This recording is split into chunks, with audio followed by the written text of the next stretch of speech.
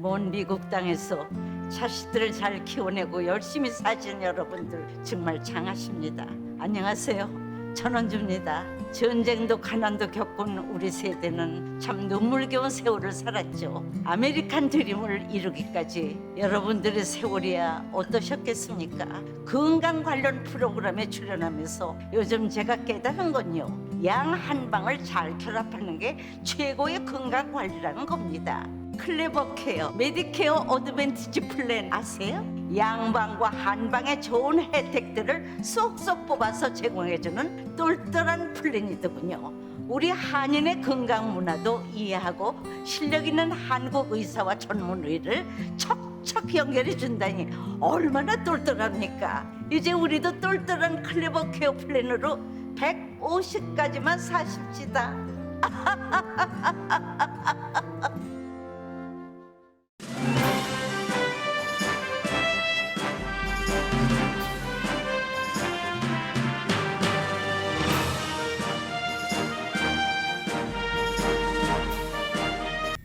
마음 따뜻한 5월, 건강하고 행복하세요.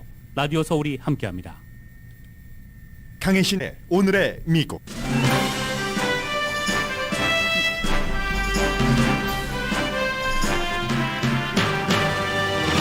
바이든 대통령이 첫 번째 아시아 방문 일정인 한국에서 미국과 한국에 동시에 메시지를 보냈습니다. 한국과 협력해서 두 나라의 경제 기조를 단단히 하고 중국을 견제하겠다는 의지를 정상회담 전에 짧은 연설에 담았습니다.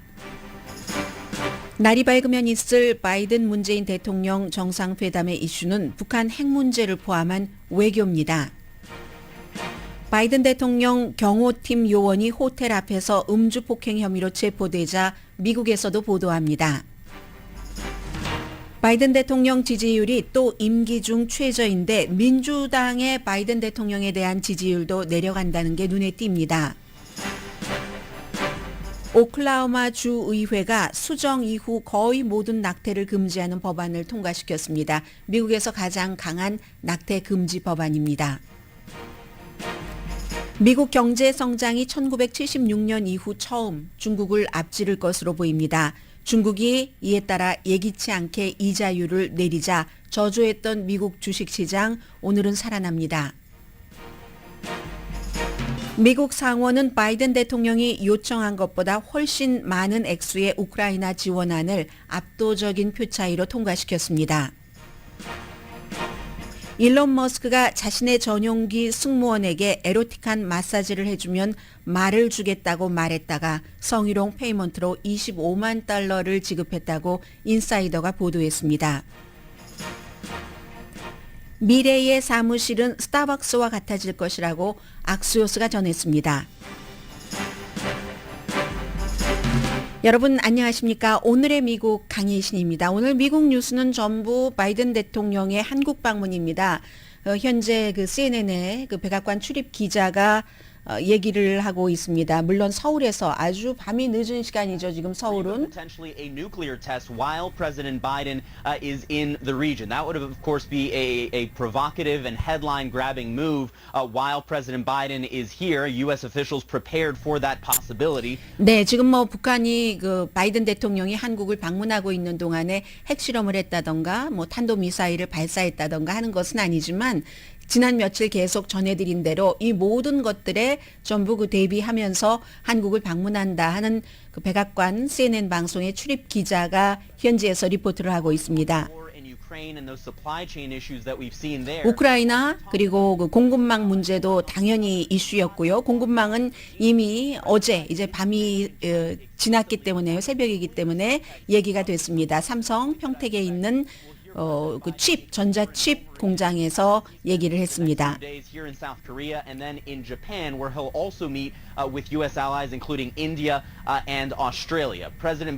이제 한국을 떠나서 일본으로 가면은 역시 미국의 동맹국인 인도, 호주 지도자들도 만난다 하는 얘기를 하고 있고요.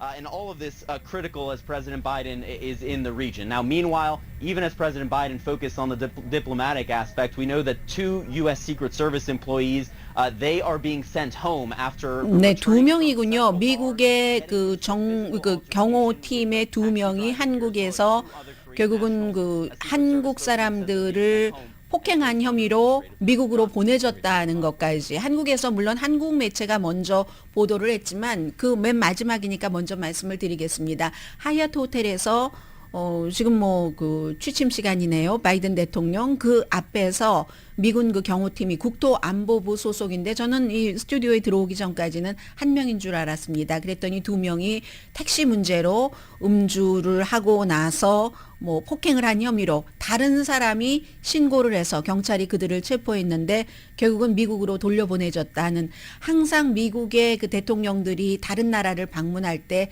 있어오는 항상은 아니지만 자주 있어오는 오바마 전 대통령도 그런 문제를 겪었고 트럼프 전 대통령도 그런 문제를 겪었습니다. 이번에 한국에서도 미국의 경호팀이지만 이것을 그냥 법대로 그대로 뭐 당연한 거죠. 처리를 해서 그 두 명은 미국으로 뭐 비행기 태워서 보냈겠죠. 가장 이제 간단한 그런 이슈였고 조금 전에 한국에서 리포트를 한 CNN 방송의 백악관 출입 기자는 제레미 다이아몬드 출입 기자입니다. 그래서 지금 보면은 며칠 전부터 이번 주 들어서 바이든 대통령의 행보가 눈에 보이죠. 며칠 전에 이제 그 아셈 국가들 이번에 그 인도 태평양 국가들을 한국을 중심으로 일본을 중심으로 만나지만 아셈 국가들 그 회원들을 만났고 그리고 이제 어제는 역시 그 우크라이나와 연관이 돼서 핀란드 대통령, 스웨덴 총리를 백악관에서 만난 뒤에 한국으로 그 간 거죠. 인도 태평양 지역의 그 여러 가지 그 문제 모든 것은 다 중국을 딱 우리가 쳐다보고 있고 절대로 우크라이나 문제가 있어도 중국 문제, 아시아에서의 미국의 역할 같은 것을 우리가 그저 지금 등한시하고 있는 것이 아니다 하는 것을 보여주기 위한 그런 거고요. 그러니까 이제 그 아셈 국가들, 동남아시아 국가들을 백악관으로 초청을 했죠. 뭐 캄보디아라든가 브루나이라든가 인도네시아, 라오스, 뭐 말레이시아, 미얀마, 필리핀, 싱가포르, 타일랜드, 비엔남. 이번에 대통령이 아시아 방문해서 만나지 않는 이제 그런 그 국가들의 지도자를 만났고 이런 모든 것들은 결국은 미국이 글로벌 리더로 세계의 리더로 바이든 대통령 행정부 때에 다시 돌아왔다 하는 것을 보여주는 것이고요. 그리고 중국에 대한 경쟁력을 강화시키기 위해서 지금 의회에서 추진 중인 법안이 있습니다. 이 법안은 조금 더 초당적이라고 할 수 있는데 한국에 가서 바로 그것을 미국 의회에서 통과시켜 주기를 촉구했습니다. 바이든 대통령이 먼저 미국에 메시지를 보냈고요. 그래서 이제 이 법안이 통과가 되면은 여러 가지 연구를 하는 기금 같은 것이 상당히 많이 늘어나고요. 뭐 반도체 칩 촉진 법안이라고도 이름을 부르고 있습니다. 그리고 제일 먼저 평택에 있는 삼성 반도체 칩 공장을 방문했는데 이것도 국내용 메시지이기도 합니다. 한국 사람들에게 보내는 메시지이기도 하지만 왜냐하면 텍사스에 170억 달러인가요? 그 정도의 돈을 들여서 한 3,000명 정도 일자리가 만들어진다고 하는데 어스틴 그 북쪽에 삼성 공장이 세워지잖아요. 그런 것들이 미국에도 만들어져서 미국의 일자리도 만든다 하는 것을 바이든 대통령이 미국 국민에게도 보여주고 싶었던 겁니다. 그래서 오늘 아침에 그 워싱턴 포스트를 보면은 그 삼성 그 칩 공장에 갈 때 이쪽에는 그 이재용 부회장이 있고 또 이 윤석열 대통령과 같이 갔는데 워싱턴 포스트의 표현은 윤석열 대통령과 바이든 대통령이 돌아가면서 차례차례 교대로 이 삼성 공장의 기술 발전, 혁신이 어느 정도인가 한 것을 대단히 그 홍보를 했고 두 나라가 일자리 사이에도 뭔가 교류할 것이 있다. 이 같은 것도 강조를 했다는 거죠. 그리고 함께 그 혁신적인 기술을 어떻게 해봐야지 된다. 200명 앞에서 사람들이 제법 많은 것이네요. 미국에서 이 같은 공장에 방문을 해서 대통령이 어떤 의도를 가지고 연설을 할 때는 200명까지 모아놓지는 않는데요. 거의. 그래서 200명 정도가 있었다고 하고 두 나라가 힘을 합치면 세계적인 경쟁력이 대단해진다. 두 나라에 다 좋은. 더군다나 이 공급망 문제 같은 것을 상당히 강조를 했고요. 이것도 역시 미국 사람들에게 뭐 반도체 칩 같은 것이 모자라서 지금 자동차 계속 비싸고 중고차건 새로운 자동차건 다른 물가도 비싸지는 이런 것들을 없애기 위해서 대통령인 제가 한국에서도 노력하고 있는 겁니다 하는 것을 보여준 거죠. 중국에 대한 경쟁력을 얘기하는 것이기도 하고요. 국가 안보에 대해서는 당연히 뭐 미국과 한국과의 관계, 여기서도 바이든 대통령이 푸틴이 얼마나 잔혹한가, 그 같은 그 잔혹한 전쟁을 일으킨 사람들, 그 도발을 비난을 했고, 이것 역시 가치가 서로 다른 국가에 의존을 해서 공급망을 만들어 놨을 때 나중에 갑자기 알 수 없는 어떠한 대가를 치르는가 하는 것을 무척 강조를 했습니다. 가치가 있는 그 서로의 그 공동적인 민주주의 가치를 공유하는 국가끼리 공급망을 확장해 가야지 된다 하는 얘기를 했고요.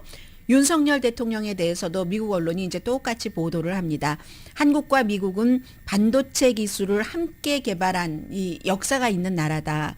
그게 또 이제 미래 국가 안보의 자산이 되기도 하고, 두 나라의 파트너십이 테크놀로지와 세계 이 공급망에서 굉장히 단단해지길 바란다. 바이든 대통령이나 윤석열 대통령이나 한 얘기가 똑같습니다. 거의 이제 닮은 꼴입니다.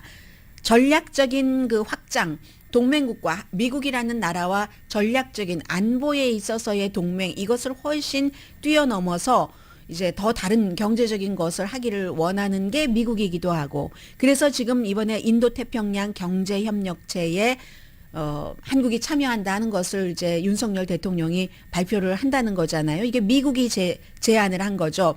인도 태평양 그쪽에서의 경제 그 워킹 그룹이라고 할까요? 그런 부분.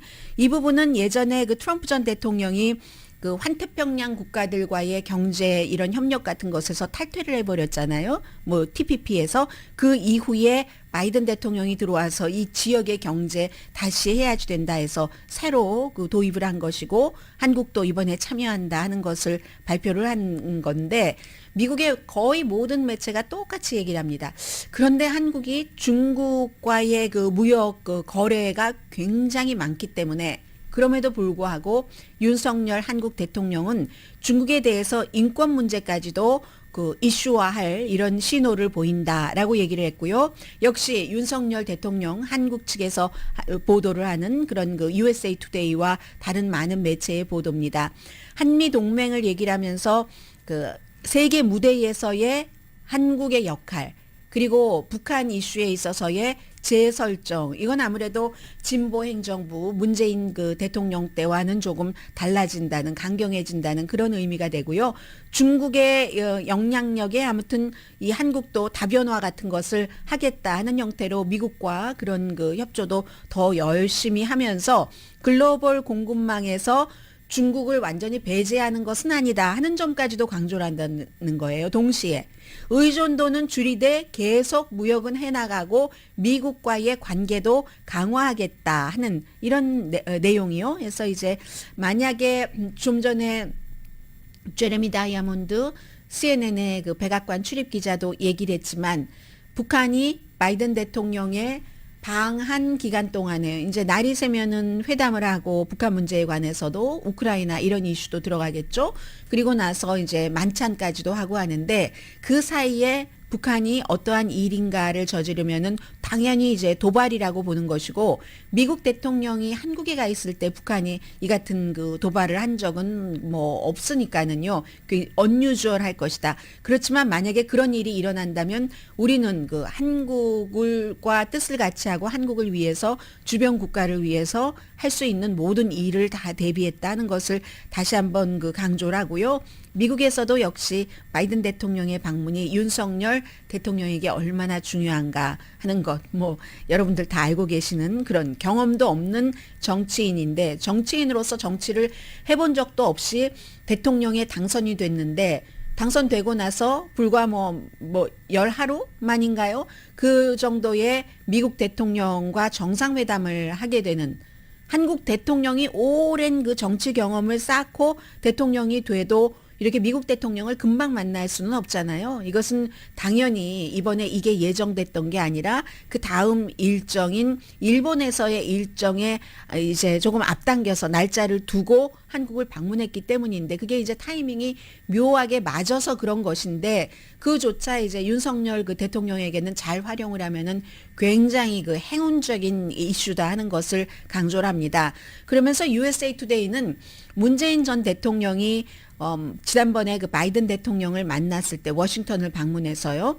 이미 반도체와 전기차 그 배터리에 대해서 한국과 미국이 상호 더 잘하는 일을 하면서 보완적인 그 투자를 하는 그런 것, 뭐 인공지능 같은 데서는 미국이 앞섰고 그 밖에 여러 가지는 한국이 앞섰고 하는 그런 것 있잖아요.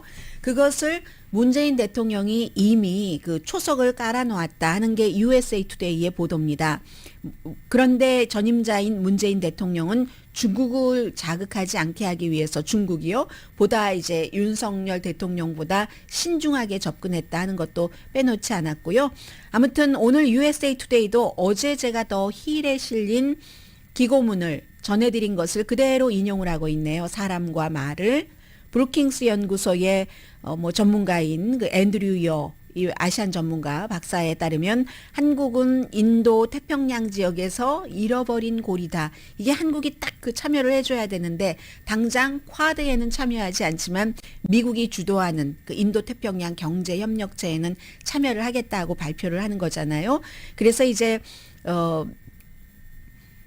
무역, 공급망 강화, 인프라 그리고 무슨 뭐 깨끗한 에너지라든가 반부패 이런 것들을 아시아 지역에서 맡게 하는데 아시아 국가에 미국이 들어오면서 중국의 역할을 조금 중국에 기대는 이런 국가들의 이런 것들을 걸러내면서 하는데 한국이 딱 거기에 들어가줘야지 아니면 고리가 동그랗게 예쁘게 잘 연결이 되지 않는다는 이런 내용을 강조를 하고 있습니다. 그리고 나서 이제 오늘은 뭐 당연히 국제 문제, 북한에 관한 북한의 핵 문제에 관해서 의논을 하게 되고 그 사이에 이제 북한에서는 불과 우리 코비드-19 환자가 생겼습니다 하는 게 뭐 한 일주일 정도 되는데 북한의 코비드-19 환자 숫자가 200만 명이나 됐다 하는 이런 내용들이 나와 있고 그리고 이제 핵 문제와 연관을 해서 의논을 하게 될 겁니다. 그 이후에 이제 일본으로 가서 기시다 후미오 총리 회담을 하고 쿼드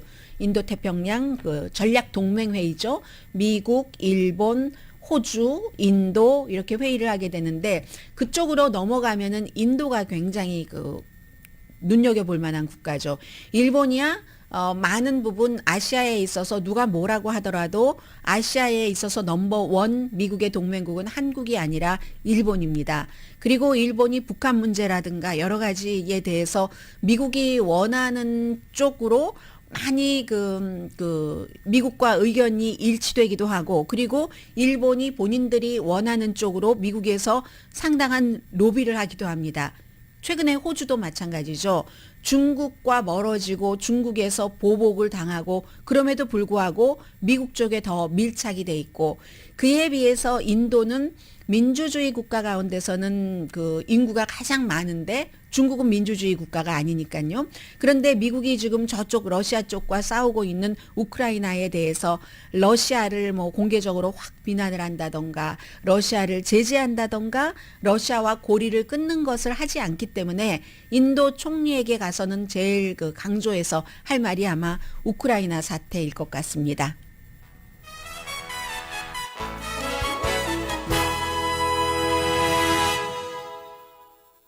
어제 제가 엿새라고 말씀을 드렸었는데 닷새죠. 이렇게 아시아에 닷새 방문하는 것은 굉장히 다른 그 지역을 방문할 때 짧은 그런 일정은 아닙니다. 한국에서 뭐 이틀을 있으니까요. 오늘의 미국은 사람을 아름답게 세상을 아름답게 피부과학 셀리온 코지다운 갤럭시 이불은 잠이 솔솔 오게 하는 기능성 거위털 이불 거위털 이불 전문회사 코지다운 전문가가 추천하는 이민법 가정법 전문 제인정 종합법률사무소 친절하고 자세한 상담으로 절개를 최소화하는 복강경 수술 전문 장지아 외과 매일 아침 재래식으로 직접 만드는 검정콩 생순두부, 수라원 순두부, 떨맞이 울세라 MRT 특별 패키지로 여러분의 아름다움을 찾아드리는 미러클 레이저 클리닉, 차원이 다른 샴푸형 흰머리 염색약 수화연을 핫세일 중인 한국 홈쇼핑 공동폰입니다. 잠시 뒤에 미국의 주요 뉴스 전해드립니다.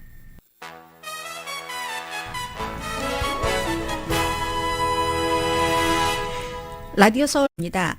네, 바이든 대통령의 임기율 최저다 하는 얘기는 스스로 최저의 기록을 계속 깨고 있습니다. 이번에 AP통신과 이제 함께 놀크가 여론조사를 했는데 5월 달에 또 최저를 기록을 했다는 겁니다. 4월 달부터 보다도 더 낮아졌는데 문제는 이게 민주당 사이에서도 얼마 전까지만 하더라도 그래도 민주당은 좀 단단하게 바이든 대통령을 지지를 했는데 회의감이라고 할까요? 이런 것들을 민주당 그 당원 사이에서 느낀다는 겁니다. 그게 점점 강해진다는 얘기인데 전체적으로는 미국 성인의 39%가 전반적으로 바이든 대통령의 대통령으로서의 그런 그 업적을 지지를 했습니다.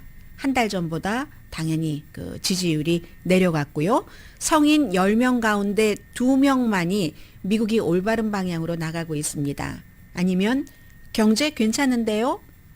한 달 전에는 10명 가운데 3명이었습니다. 10명 가운데 3명에서 10명 가운데 2명으로 줄어들면 퍼센테이지로 하면 굉장히 많이 줄어든 거죠. 그런데 그 하락하는 게 민주당에 집중이 돼 있다는 겁니다. 민주당에서는 국가가 올바른 방향으로 나가고 있습니다. 하고 답한 사람이 4월 달에 49%였는데 5월 달에는 33%입니다. 전체적으로는 10명 가운데 2명만이 20%가 올바른 방향으로 나가고 있다고 했는데 민주당에서는 그게 33% 정도라는 거죠. 민주당 내에서의 바이든 대통령 지지율 73%. 이것도 82% 지난번에 그 지지율보다 많이 내려간 거고요. 이 모든 것들은 인플레이션, 또 총기 사건, 갑작스러운 어린아이들이 먹는 분유 부족 이런 데서 그리고 계속되는 코비드 19 때문에 온다는 겁니다. 그래서 AP통신과 인터뷰를 한 캘리포니아에 살고 계시는 분이세요. 산타모니카에서 고등학교 카운슬러 그리고 민주당 그 유권자십니다. 29살의 밀란 램지 씨가 상황이 얼마나 더 악화될 수 있는지 모르겠다. 개선될 거라고 희망을 품기보다는 더 나빠질 것이라고 느끼는 회의감이 강하다는 얘기죠. 물론 경제에 대해서 여러 가지 문제 생기고 하는 것이 다 바이든 대통령이 뭔가를 잘못해서 그렇다고 믿지는 않는다는 겁니다. 이 민주당 유권자도요. 그렇지만 기후변화를 위해서 싸운다고 했다던가 젊은 사람이잖아요. 젊은 사람들에게는 항상 넘버원 이슈가 기후변화입니다. 또 의료 문제, 코비드 19 등등 이런 처음에 계획은 야심차더니 그 야심찬 계획을 제대로 실행을 하지 못한다. 약속을 지키지 못하네. 이게 29살의 캘리포니아 민주당 유권자의 얘기입니다. 그런데 말씀드린 것처럼 공화당보다도 민주당이 더 회의감이 깊어집니다라고 얘기했는데요. 공화당은 더 이상 내려갈 데가 없기 때문에 그렇습니다. 공화당 가운데서는 바이든 대통령을 지지했다던가 따뜻하게 대했다던가 하는 사람이 거의 없었기 때문에 지금 10명 가운데 1명만이 대통령 또는 대통령이 하고 있는 경제 정책에 찬성합니다. 지난달과 다르지 않습니다. 10명 가운데 10명이 나올 수는 없잖아요. 모든 이슈에서. 그러니까 10명 가운데 1명만 찬성을 한다는 얘기입니다.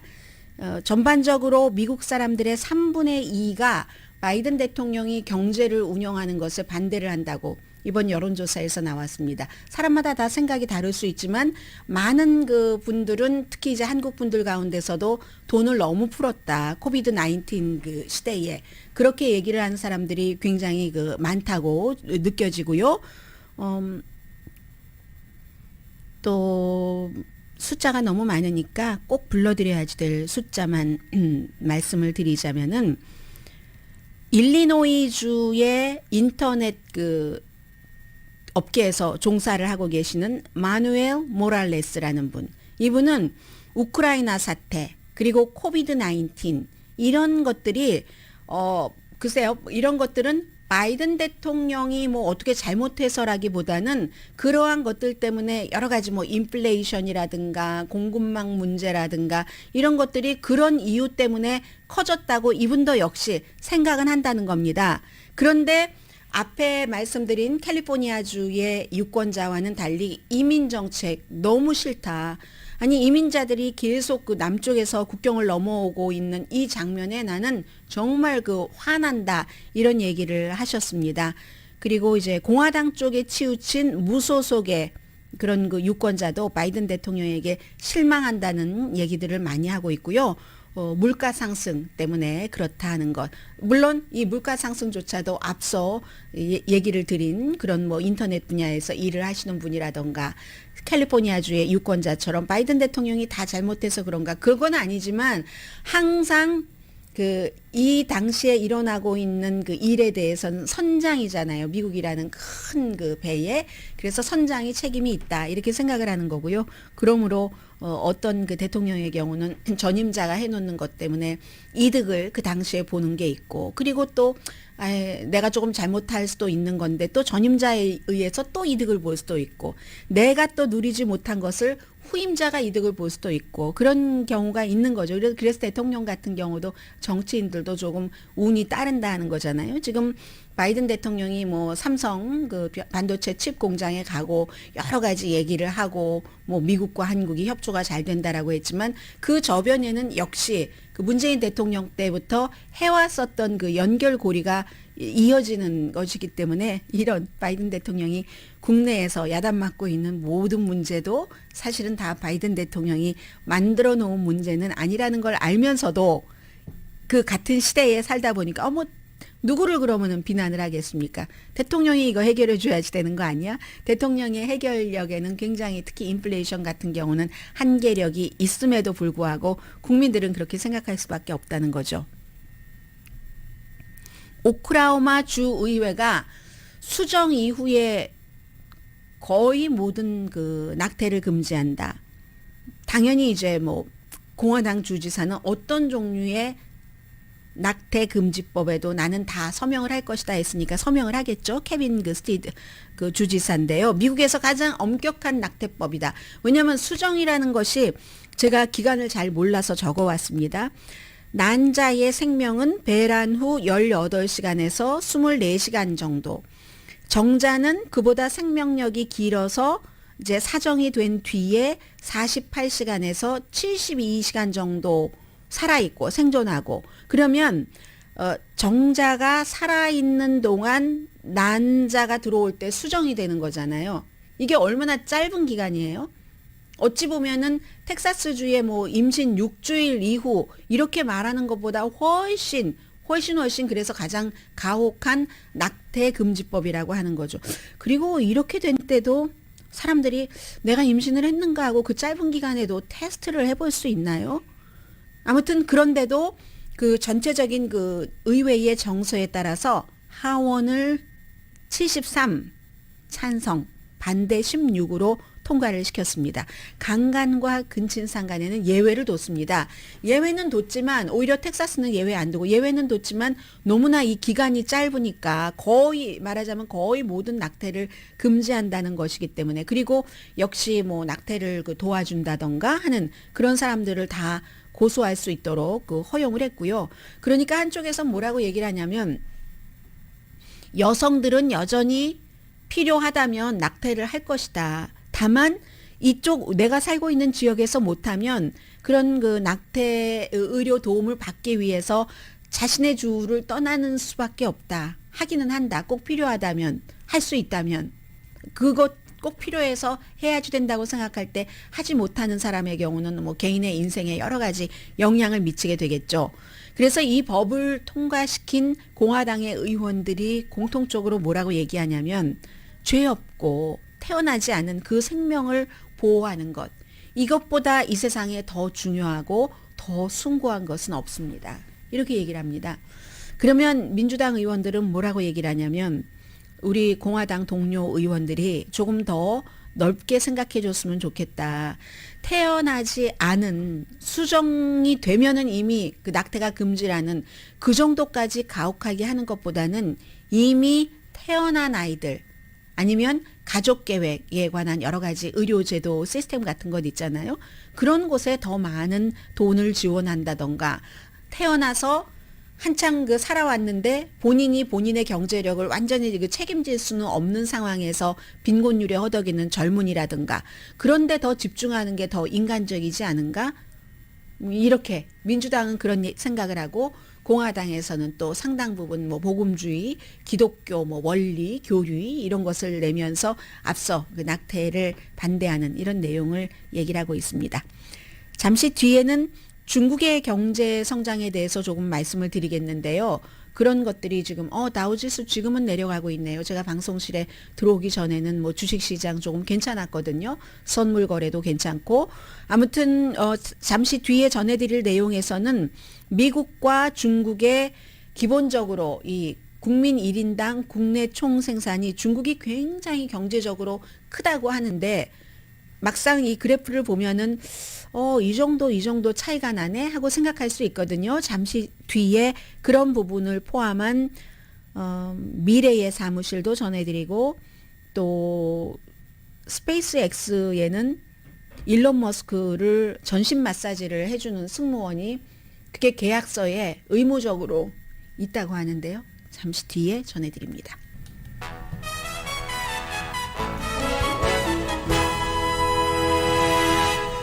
라디오 서울 방송 오늘의 미국 듣고 계십니다. 미국 경제 성장이 1976년 이후 처음으로 경제 성장률이요.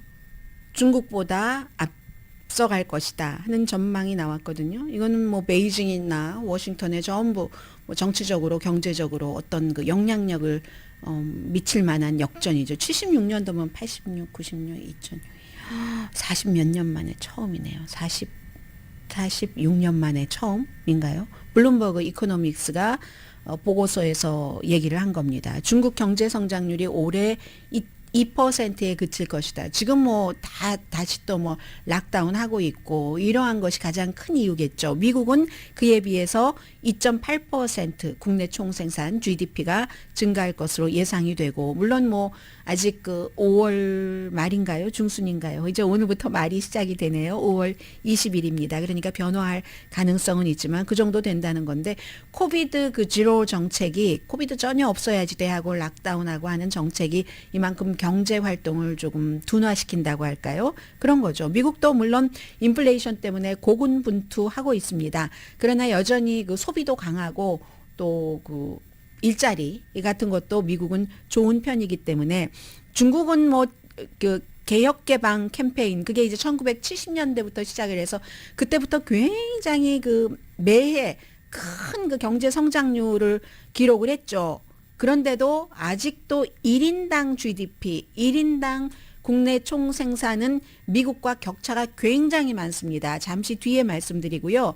그래서 어제도 바이든 대통령이 한국에 가서 평택에서 그 칩 공장 방문하는 뭐 이런 과정에서 중국과 우리 미국이 경쟁력을 높이려면은 여러 가지 그런 것을 강화하는 법안을 통과시켜 달라 하고 의회에 촉구를 했잖아요. 바이든 대통령이. 이 모든 것들을 다 생각하고 이 바이든 대통령 머릿속에는요. 우크라이나와 전쟁을 치르면서도 계속 중국이 들어가 있는 겁니다. 그리고 이제 중국은 정말 전례를 깨고 삼선 바라보고 있는 시진핑 중국 국가주석 에게는 2% 경제 성장률이다 하면 이건 무척 나쁘죠. 뭐 예상치라기보다 목표치가 중국은 올해 5%였습니다. 목표치에 반도 되지 않는다는 것이고 그리고 이제 90년대 이후에 이제 70년대부터 쭉 뭐 이 같은 그 개혁 개방하고 나서 90년대 이후에는 연간 목표를 크게 그 따라가지 못한 건 이번이 처음이랍니다. 중국이 5% 목표를 해놨는데 2%밖에 국내 총생산이 성장이 안 된다고 하니까는요. 그랬던 거. 이거 2020년보다도 더 작네요. 2020년에 중국의 GDP 성장률이 2.2%였습니다. 그때가 이제 팬데믹 첫 해였었죠. 그 2020년, 중국은 2019년 말부터로 볼 수도 있겠습니다. 그래서 2020년, 21년 이렇게 온 건데, 그러고 또 천안문 사태 이후에 90년대 중국 경제도 3.9% 성장을 했었습니다. 1인당 그 국내 총 생산을 보겠습니다. 중국과 미국을 비교를 하자면 1980년도에 국민 1인당 그 국내 총 생산이 307달러였는데 1년에 미국은 12,553달러. 그게 이제 조금씩 늘어나서 2010년이 되니까 1980년도에 307달러였던 게 중국이 4,500달러가 됐습니다. 1인당 국내 총생산이. 미국은 그때 10배가 넘는 48,586달러였고 그 뒤에 또 11년이 흘러서 2021년 지난해에는 중국의 1인당 국내 총생산이 12,359달러, 미국은 69,232달러. 그러면 11년 전에 10배 이상 차이가 났던 게 지금은 12,400달러 대 7만 달러니까 10배는 안 되잖아요. 12,000 대 7이니까 몇 배죠? 아무튼 7만 대 12,000 많이 줄였죠. 격차를 줄였지만 그 액수로 미국의 1인당 국내 총생산이 69,231달러, 그런데 중국은 12,359달러. 아직도 이렇게 격차가 있다 하는 그 수치, 블룸버그의 계산입니다. 중국의 경제 성장이 무너지면서 갑자기 예상하지 못하게 중국도 여러 가지를 하기 위해서 이자율을 낮췄습니다. 기준금리를 낮췄고, 이 같은 기준금리 낮춘 게 중국도 부동산 시장에 대해서 어려움을 겪고 있으니까요. 한국이나 미국이나 중국이나 다 똑같은 뭐 격차는 있지만, 그래서 주택시장 안정에는 조금 도움이 되겠지만 경제에는 뭐 제한적으로만 영향을 미칠 것이다, 이렇게 보고 있고요. 스페이스X를 좀 말씀드리겠습니다. 미국의 많은 매체에서 보도를 하고 있는데, 제가 볼 때까지만 하더라도 있었는데, 인사이더, 그 인터넷으로 보는 그 뉴스 아주 많이 인용이 되죠. 특히 이제 경제 등등에서. 어제 밤에 자기 전에 있었는데 오늘 아침에 다시 보니까 기사는 내렸습니다. 왜 내렸는지는 모르지만 그 내리기 전에 이미 모든 주요 매체에 다 이 내용이 전해졌습니다. 일론 머스크는 뭐 스페이스X라든가 아니면 무슨 뭐 테슬라라든가 혁신적인 사업과 개발을 하는 것으로도 유명하고 기이한 행동으로도 유명한데, 최근에 트위터를 인수하는 이 과정에서도 수많은 말을 스스로 뉴스를 만들어내고 있는데, 이 인사이더는 뭐라고 보도를 했냐면, 스페이스X가 그 본인의 것이니까요, 여기 에로틱한 마사지를 해주면 말을 주겠다고, 말 타는 홀스를 주겠다고 말을 했다가 결국은 성희롱으로 해서 그 스페이스X 일론 머스크의 회사가 그 여자 승무원에게 25만 달러의 합의를 했다 하는 내용의 보도입니다. 이건 그 합의를 한 여성이 말한 건 아니고요. 그건 이제 합의할 때 말 안 하도록 서로 계약을 했겠죠.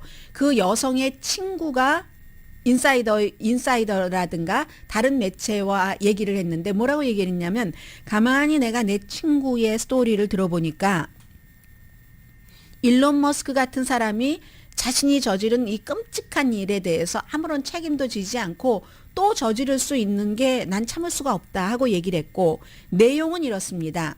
2016년도에 일어났고 2018년도에 그 여성 승무원이 성희롱 소송을 해서 합의를 2,050만 달러에 했다는 건데, 스페이스X가 원래 여자 승무원을 뭐 개인 비행기니까요, 우주선 고용을 할 때 일론 머스크를 전신 마사지를 해주는 게 계약이라는 겁니다. 그러니까 그 승무원은 그걸 알고 회사에 들어간 거예요.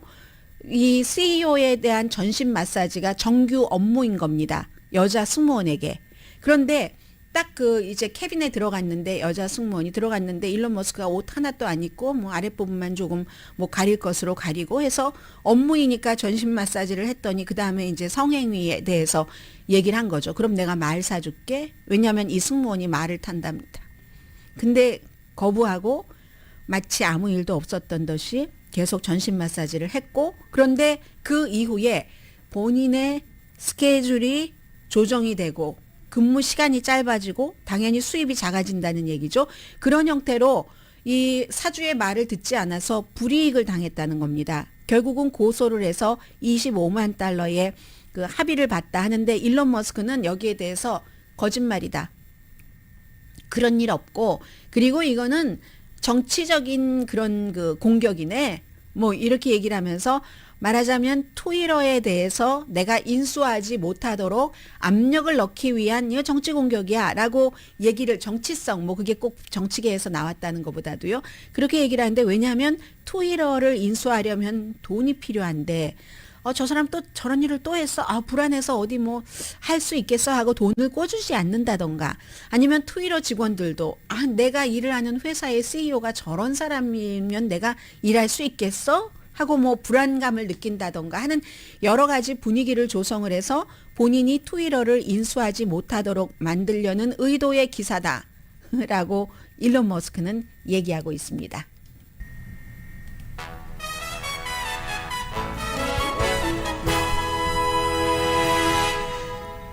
라디오 서울 방송 오늘의 미국 듣고 계십니다. 네, 지금 87일째입니다. 88일째겠네요. 우크라이나 전쟁이. 연방 상원이 바이든 대통령이 330억 달러를 요청합니다. 했더니 400억 달러를 승인해 줬습니다. 우크라이나에 대한 지원입니다. 물론 그 가운데는 뭐 군사적인 그런 것에 대한 지원들도 있고 해서 지금까지 미국은 우크라이나 전쟁에 540억 달러를 지원을 했습니다. 그리고 뿐만 아니라 뭐 각 부서의 그 장들이요. 예를 들면 핏 브리저즈 교통부 장관은 베를린에 가서 우크라이나의 재건 사업 같은 것 하는 것 있죠. 그런 것들 의논을 하고 있거든요. 뭐 마샬 계획처럼 2차 대전 이후에 미국이 했었던 그런 형태로 하고 있고요. 그리고 러시아 군인들이 그 남성들을 어떻게 처형했는지 이런 이제 디테일한 내용들이 나오고, 서구에서는 미국 같은 데서 이 러시아가 우크라이나 그쪽 지역, 흑해 지역의 항구 같은 것을 다 막아서 비료, 농산물 공급망을 차단하고 있다. 이렇게 하면 안 된다. 러시아는 뭐라 그러겠습니까? 러시아에 대한 제재를 풀어라. 그렇지 않으면 우리도 눈에는 눈, 이에는 이로밖에 할 수밖에 없다. 이게 이제 이 점에 있어서는 동등한 서로의 이야기입니다. 오늘의 미국은 사람을 아름답게, 세상을 아름답게, 피부과학 셀리온, 전문가가 추천하는 이민법, 가정법 전문 제인정 종합법률사무소, 코지다운 갤럭시 이불은 잠이 솔솔 오게 하는 기능성 거위털 이불, 거위털 이불 전문회사 코지다운, 친절하고 자세한 상담으로 절개를 최소화하는 복강경 수술 전문 장지아 외과, 매일 아침 재래식으로 직접 만드는 검정콩 생순두부 수라원 순두부, 똘마지 울세라 MRT 특별 패키지로 여러분의 아름다움을 찾아드리는 미러클 레이저 클리닉, 차원이 다른 샴푸형 흰머리 염색약 수화연을 핫세일 중인 한국 홈쇼핑 공동 후원이었습니다. 10시에 좋은 아침, 좋은 하루 방송됩니다. 네, 이 하이브리드 사무실 많이 얘기하죠. 결국은 그래도 사람들이 회사에 와서 일하는 게 나은 것 같아 하다가 또 재택근무가 나은 것 같아 하는데, 분명한 건 코비드 이전처럼 완전한 사무실에서의 근무, 그 이전에도 물론 재택근무 하시는 분들이 계셨지만, 아무튼 그 코비드 이전보다는 하이브리드, 회사에 며칠 가고 집에서 며칠 일하고, 아니면 회사에 전혀 가지 않고 이렇게 일하시는 분들이 굉장히 많기 때문에요. 특히 테크놀로지 이런 회사를 중심으로 해서 앞으로는 스타벅스처럼 될 것이다. 그 많은 그런 사무실이 라떼 마시면서 뭐 작은 공간에서 이렇게 일하는, 그래서 어떤 회사는 회사의 사무실 매니저가 전형적인 그 사무실 매니저가 아니라 어떤 이벤트 매니저처럼 뭐 간식 예산을 기획을 한다던가 그런 형태로, 뭐 샌프란시스코 같은 데서는 많이 이 사무실 분위기가 달라졌다는 얘기들 전해드립니다. 금요일이었습니다. 그것도 몰랐어요. 강혜신이었습니다. 월요일에 뵙겠습니다.